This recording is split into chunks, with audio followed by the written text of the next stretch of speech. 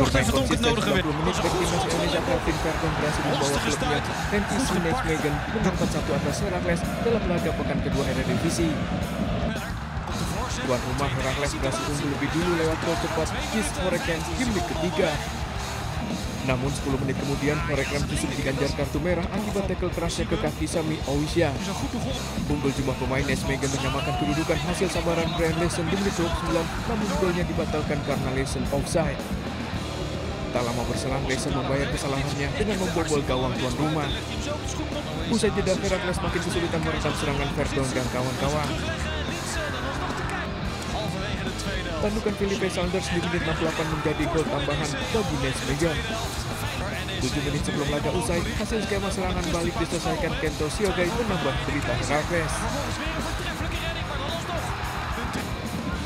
Disusul menit 87, Siogai memastikan skor menjadi 4-1, brace-nya dihasilkan melalui sontekan di samping gawang. Dari laga ini, Verdon tampil gemilang membuat 3 satuan, 1 intercept, 4 kali tackle dan 5 kali memenangi duel. Pemain 29 tahun ini juga mencatatkan akurasi umpan 93%.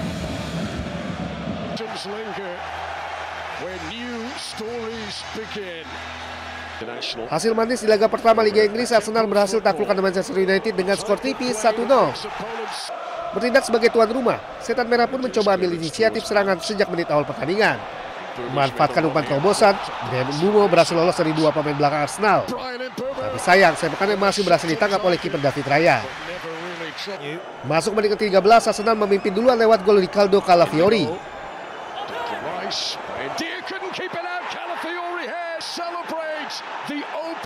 Berawal dari sepakan pojok Declan Rice, bola pun gagal dibendung kiper Altay Bayindir. Kemudian diteruskan dengan mudah oleh Calafiori. MU mendapat peluang terbaik di menit 30 dari aksi soloran Patrick Dorgu.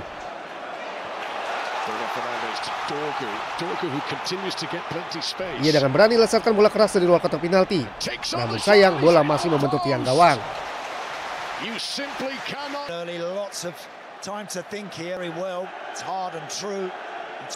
Hingga jeda terminum, MU masih tertinggal 0-1 dari Arsenal.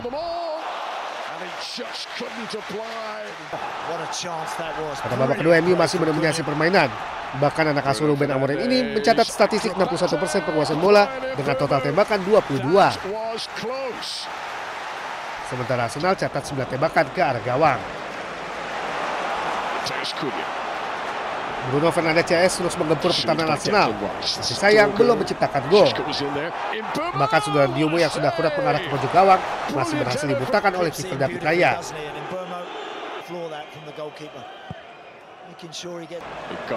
Ya, pertahanan Arsenal yang kokoh membuat MU mengakui kekalahan setelah peluit panjang ditiup. Arsenal pun sukses meraih 3 poin di laga perdana dan kini menempati posisi 6 sementara Liga Inggris.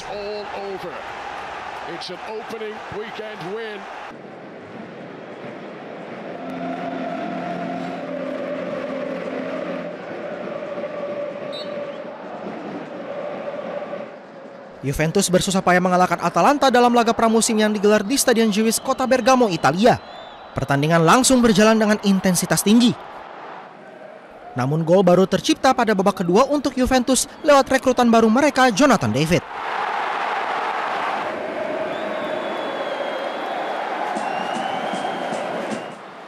Empat menit kemudian Bianconeri menggandakan keunggulan berkat Dusan Vlahovic.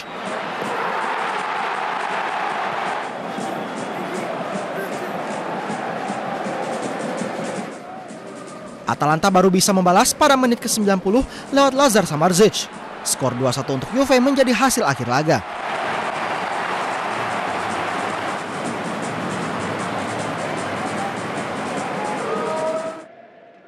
Atalanta kini mengalihkan fokus melawan Pisa pada laga pembuka Serie A, sedangkan Juve juga bersiap pada laga perdana Liga melawan Parma. Un saluto dallo Stadio San Nicola di Bari da parte di Roberto Scarpini. Inter Milan mengakhiri pramusim mereka dengan hasil memuaskan setelah mengalahkan Olympiakos di Stadion San Nicola Bari, Italia. Lautaro, il cross e il gol. Vanno in due su quel pallone. Inter membuka keunggulan mereka pada menit ke-16 lewat Federico Di Marco. I Nerazzurri kemudian menggandakan skor pada babak kedua tepatnya pada menit ke-52 lewat Marcus Thuram. E c'è il gol del 2-0, la mette Tikus in porta al minuto 7, prima la conclusione. Barella, palla dentro per Pio Esposito, il colpo di tacco per Dumfries, la parata. Keunggulan 2 gol semakin menguatkan kepercayaan diri Inter.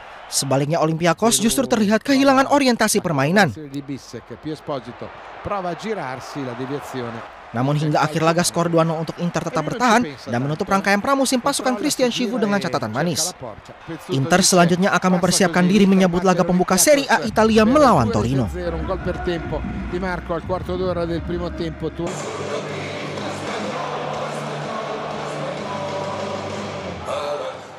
Laga Espanyol melawan Atletico Madrid berlangsung di Stadion Liven Joan Luis Cornellà, Spanyol. Atletico Madrid mengacam tuan rumah melalui sundulan David Hanko di menit ke-14 yang berhasil dihalau kiper Dimitrovic. Atletico akhirnya sukses membuka skor melalui tendangan bebas Julian Alvarez. Tendangan bebas melengkung Alvarez menembus pagar betis tuan rumah.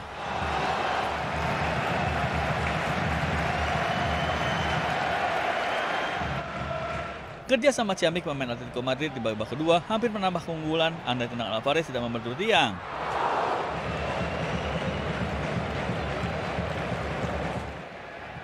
Espanyol bangkit di menit 73 saat Miguel Rubio mencetak gol penyamak kedudukan memanfaatkan umpan tendangan bebas Exposito. Recién ingresado Rubio sorprende a todos, Pere Mila membuat sang tamu tertegun dan membuat Espanyol berbalik unggul. Mila mencetak gol sundulan menyelesaikan umpan Omar El Hilali.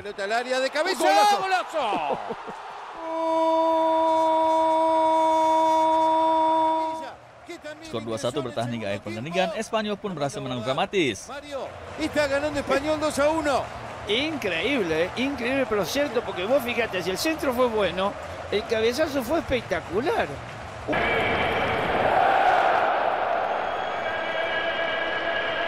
Laga Athletic Bilbao melawan Sevilla di Stadion San Mamés berlangsung seru. Sevilla mengejutkan Bilbao dengan mencetak gol di menit ke-28. Namun gol Alfred Adams dianulir karena sudah terjebak offside.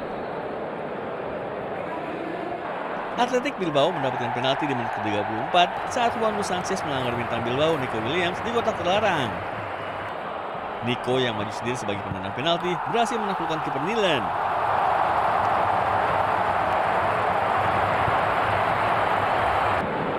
Nico Williams kembali menjadi mimpi buruk Sevilla.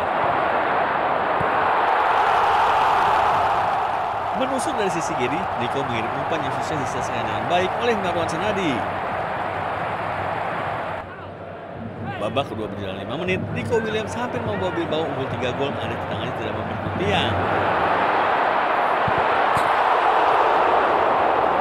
Sevilla memperkecil ketertinggalan di menit ke-60 melalui gol indah dari Lucky Bacchio.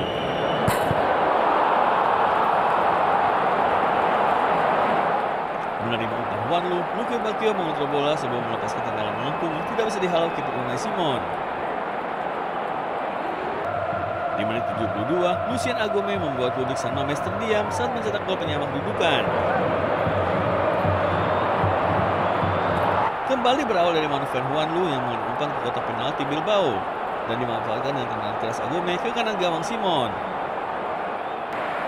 Nico Williams memimpin pergerakan Bilbao di menit ke-81 dan diakhiri dengan mengirim umpan lambung yang dimanfaatkan dengan baik oleh Robert Navarro.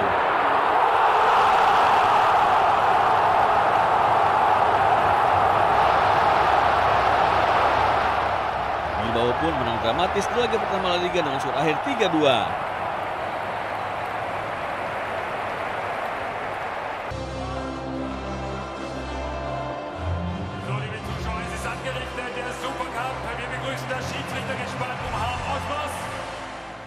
Juara Bundesliga musim 2024-2025 Bayern München mengalahkan tuan rumah dan juga juara DFB Pokal musim 2024-2025 VfB Stuttgart dalam ajang Piala Super Jerman atau yang kini dikenal sebagai Piala Super Franz Beckenbauer.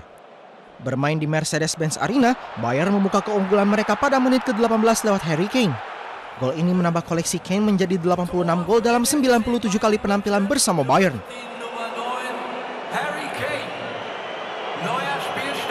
Stuttgart nyaris menyamakan kedudukan lewat peluang dari Nick Woltemade, tapi kiper Bayern Manuel Neuer bisa menggagalkannya.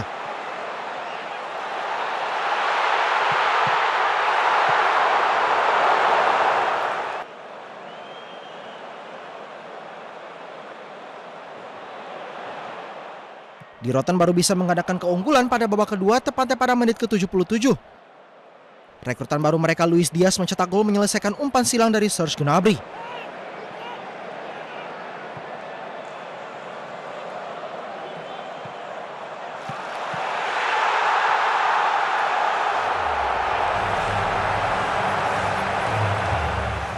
Stuttgart sempat membalas lewat gol dari Jamie Leveling pada injury time, namun ini hanya menjadi gol hiburan semata.